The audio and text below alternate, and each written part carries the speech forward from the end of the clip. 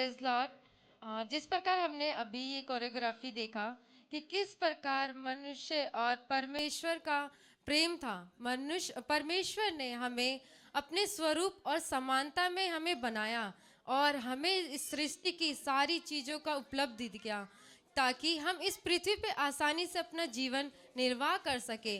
लेकिन उसी दौरान हमारे जीवन में जब हम संसार में अपना जीवन व्यतीत कर रहे होते हैं तब हमारे जीवन में बहुत सी परेशानियां आती है या बहुत सी चीज़ें आती हैं जिससे हम परमेश्वर से दूर होते जा रहे थे। जिस प्रकार हमने देखा कि हमारे सबसे पहले हमने एक्ट में देखा कि एक प्यार की तरफ दुनिया बढ़ रही है। जैसा कि हम देख रहे हैं जो यूथ है वो प्यार में बढ़ रही है। फिर उसके बाद होता है कि हमारे जीवन में कई बार इस दुनिया में पैसे कमाने की होड़, जिस प्रकार हम सोचते हैं हमारे पास सब कुछ होना चाहिए, गाड़ी बंगला, इन सब चीज़ों की ज़रूरतों को प्राप्त करते करते हम किस चीज़ में, किस दौर में हम प्रलोभन में या लालच की दौर में चले जाते हैं। यानी कि हम परमेश्वर को बिल्कुल भी समय नहीं दे पाते हैं। और इसी के साथ और भी चीज़ें जैसे कि फैशन के दौर में और भी चीज़ों में हम बढ़ते जाते हैं दिन प्रतिदिन।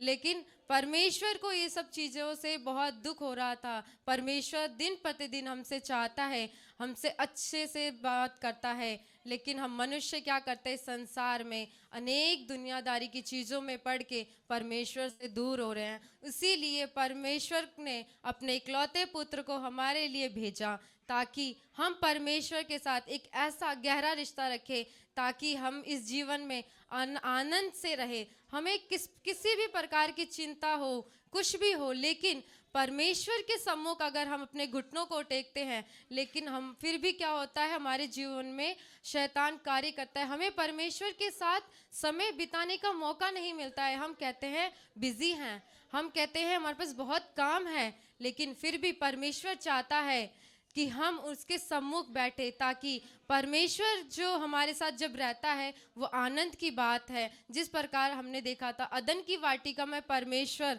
जब मनुष्य के साथ रहता है तो कितना आनंद होता है। लेकिन उस दौरान क्या हुआ कि मनुष्य ने एक ऐसा फल खाया जिससे परमेश्वर से वो दूर हो गया और मनुष्य परमेश्वर से दूर होता चला गया। लेकिन परमेश्वर ने अपने इकलौते पुत्र को हमारे लिए भेजा ताकि हमारे सारे पापों को दूर हो करके वो हमारे लिए बलिदान हुआ और हम फिर से परमेश्वर के साथ एक अच्छा रिश्ता बना के इस जीवन में आनंद और सुख और शांति के साथ रह सके। धन्यवाद सब।